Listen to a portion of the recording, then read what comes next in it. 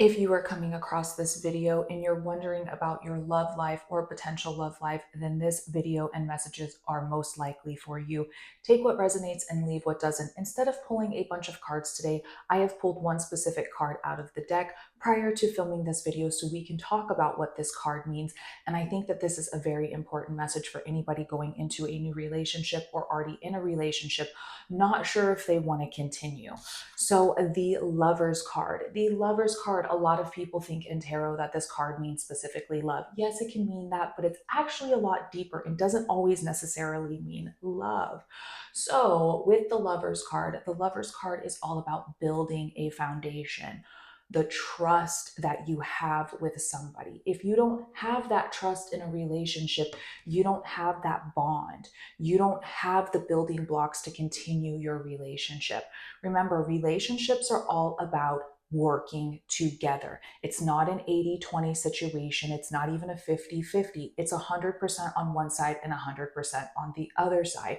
Now, I do understand sometimes in life when one person falls a little bit short, the other one is there to pick them up. I understand that life happens, but if you continue finding yourself picking up the other person over and over again because they're falling short on communication, they're falling short on the physical aspects, or they're even falling short on just loving you in general. Maybe we even have some trust issues from the past from some relationships. I know a lot of us might be in relationships for a long time and we have a hard time letting go of the past. Now, when it comes to the past, I always tell people the past is only about learning, absorbing, finding peace, and moving forward in strength and growth. Staying in that past and continuing to remind the other person of their screw ups and their mess ups throughout the whole entire relationship will absolutely cause a failure in the relationship. There is no way to find growth and happiness and respect and love when you continue to live in the past. Now, with that said, are you allowed to be upset with the things that your significant other partner may have done? Yes, absolutely. That is a human thing to do. I think we should be able to feel those feelings and emotions. But if you're going to continue to stay in those feelings and that lower vibrational state within the relationship and not taking a step back to say, listen, I am upset with this person. How am I going to grow?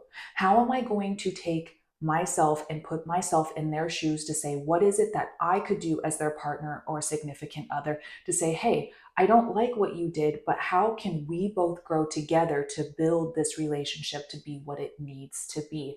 And that's what takes a healthy relationship is communication, but also forgiveness. Not necessarily forgetting, because forgetting will make sure that the past is not teaching us lessons. But it is okay to be upset, but it is also not okay to continue to look down on that person because relationships do not thrive in the past. The past is considered a present. That's why it's called the present, because it is a gift. Now, if you find yourself not being able to find peace with whatever happens in that situation, maybe at this point we must take a step back and say, maybe this relationship isn't for me anymore because it's not fair to them and it's also not fair to me. Let's say that you are just starting to date somebody and you're not sure where to go. Think about the Lover's card, that building that foundation. You guys are finding building blocks to build that empire together, to build that trust. It doesn't mean putting your walls down 100% and just going with it. Sometimes we do have to have our walls up, but I think communication in the first few dates is really important to let them know, I would like to see this in a relationship, and this is what's important to me. A lot of people forget communication is key to a healthy relationship. So, a lot of people will ask me, well, how do I know I'm in a healthy relationship? And it's just as simple as asking yourself, do you feel love? Do you feel respected? And do you feel like you're being treated correctly? And if all of those things are saying yes, then of course you have a healthy relationship, but also you have to ask yourself, am I willing to help this other person grow? Am I willing to forgive this person and be able to move forward to build a healthy foundation? No relationship is perfect. You put two people with two different personalities in a room. Of course, you're going to argue and fight about something. Of course, it's going to happen, but it's how you deal with the situations foundations that are there.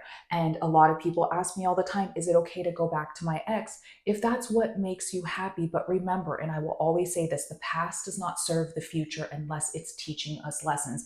And if we keep living in the past, we're never growing. We're holding ourselves back. So when it comes to love, the key to a healthy relationship is kindness, love, and respect. And remember, your energy is like money. And when you give your energy out, make sure it's being reciprocated back. It's like currency. You're not just going to throw money out there for no reason. You want to expect something in return. So make sure it is what it is you are looking for.